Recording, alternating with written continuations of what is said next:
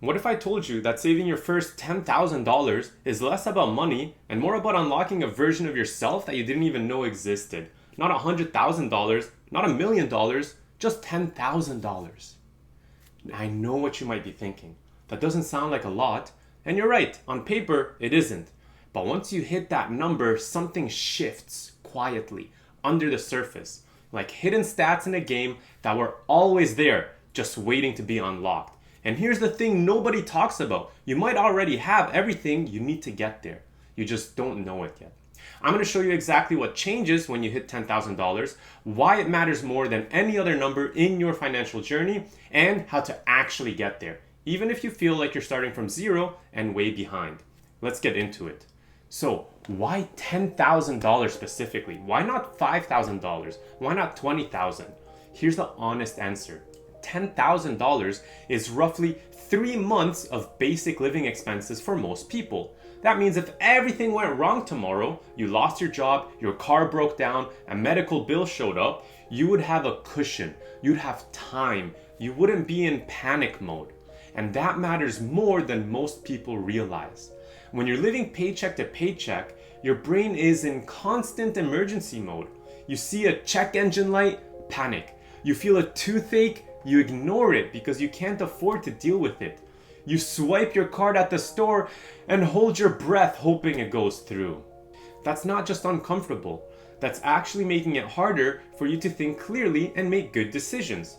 Studies have shown that money stress can cause real, measurable drops in your ability to focus and problem solve. You're not just stressed, you're literally being held back. But once you hit that $10,000 mark, the emergency mode turns off. For the first time, you can actually breathe. That's the first hidden stat that unlocks, and we're gonna get to all three of them. Now, before we get into what actually changes at $10,000, I wanna talk about something, because if you're watching this and you've never been seriously into a video game, any game, I have some good news for you. You already have skills that most people don't. Think about what gaming actually requires. You have to stay focused for long stretches of time. You have to keep pushing even when you're losing. You think about the game even when you're not playing, strategizing, planning your next move, figuring out what you're going to do differently, and you come back to it again and again and again because you genuinely want to get better. That's not just a gamer thing, that's a wealth building thing. The ability to stay locked in, to think long term, to keep going when progress feels slow. Those are the exact skills you need to save your first 10,000. The only difference is we're applying them to real life instead of a game. And here's the key insight. Those skills didn't come from gaming. Gaming just showed you that you had them. They were always in you. That's your foundation. That's what we're building on today. Okay. So, what actually changes when you hit 10,000? Here are the 3 hidden stats that unlock. The first one is peace of mind. And I don't mean that in a fluffy, feel-good way. I mean it in a very real, practical way. When you don't have savings, every single unexpected thing in life is a crisis. And that constant low-level stress, it's exhausting. It affects your sleep, your mood, your relationships, your ability to show up and do good work.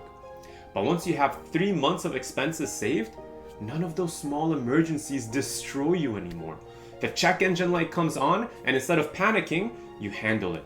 That's a completely different way of moving through the world. People who've grown up with money sometimes seem like they've just naturally calm, like nothing bothers them. And part of that is because they've never had to worry about whether the lights are going to stay on. That security changes how you carry yourself. 10,000 is where you start to feel that for yourself. The second hidden stat is huge, and it's one of the most people completely overlook. When you're in survival mode, when there's no cushion, no safety net, you literally cannot afford to take any risks. You want to ask for a raise, but what if they say no and things get awkward? You want to invest in a course or start something on the side, but what if it doesn't work out and you wasted the money? So you don't move. You stay exactly where you are. Have you ever noticed how the people who seem to get ahead fast always seem to have something to fall back on? That's not a coincidence. That cushion is what gives them the freedom to try things, to take a swing, and sometimes miss and still be okay. Once you hit 10,000, you start playing to win, not just playing to survive. You can take a small risk on a side project, a skill, a business idea. You can invest in yourself without it being a desperate gamble.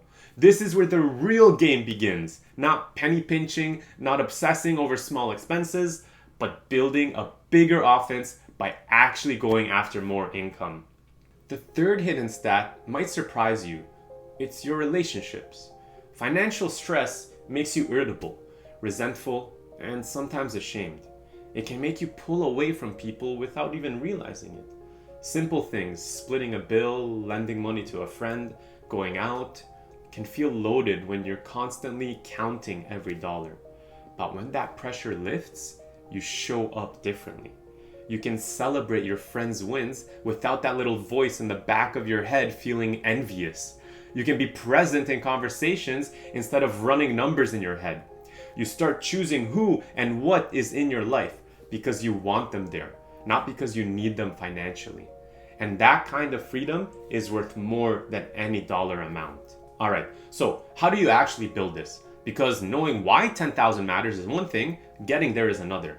Here's the core principle I want you to write down or screenshot it. Money comes from value. The more value you provide to others, the more money flows to you. That's it. That's the whole philosophy. It sounds simple, but it changes how you think about every financial decision you make. It means you're not looking for shortcuts or get rich quick ideas. You're asking, what can I offer?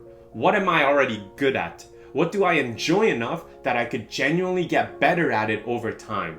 Maybe that's a skill you already have, writing, editing, music, coding, teaching, building things. Maybe it's something you've been curious about and want to learn. The two best starting points are always something you're already good at or something that actually excites you. And here's where your gamer instincts kick back in. Think about it like picking your main. You don't try to grind 5 different games at once and master all of them. You pick one, go deep, and get really, really good. It's the same with making money. Pick a lane, go all in on it.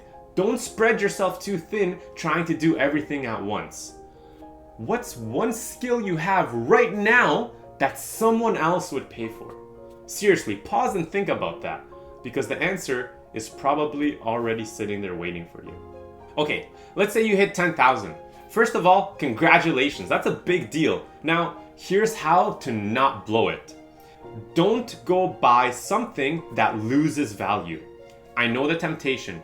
You've been grinding and saving and you want to reward yourself. But a brand new car, expensive gadgets, status symbols, these lose value the moment you have them. They feel good for a week. Your savings account feels good forever. Hold the line. Don't tell everyone about it. This one sounds a little strange, but hear me out. Not everyone is in the same position as you. When people know you have money, some will treat you differently. Some will ask to borrow it. And saying no can strain a relationship. This money is your security. It can be quiet. It doesn't need an announcement. Don't invest it yet. I know investing sounds like the smart move, but on 10,000, a 7 to 10% return from the stock market, it's a few $100s. That's not going to change your life right now. What changes your life right now is keeping this as your cushion in a high yield savings account where it's earning a little interest but still accessible. Your job at this stage is to grow your income, not your portfolio. The investing comes later. What do we do instead? Keep it separate from your everyday account. Out of sight, out of mind. A little friction between you and that money is actually a good thing. Don't stop here. 10,000 is not the finish line, it's the starting line. Once the snowball is rolling, it builds momentum. Keep going. Here's the thing I really want you to take away from this video. Getting to 10,000 isn't just a financial milestone, it's a personal one. The version of you that reaches that number is genuinely a little different from the version that started. More calm, more confident, more capable of giving to others instead of just trying to keep up. And I think that's why so many people who've done it say the same thing, that it wasn't the $1,000,000 that changed everything. It was this first step. You might feel behind right now. That's okay. You don't need to have it all figured out. You just need to take one step this week toward building that cushion. So let me ask you, drop it in the comments. How close are you to your first 10,000? And what's one thing you're gonna do this week to move forward? Let's keep each other accountable down there. Thanks for being here. I'll see you in the next one.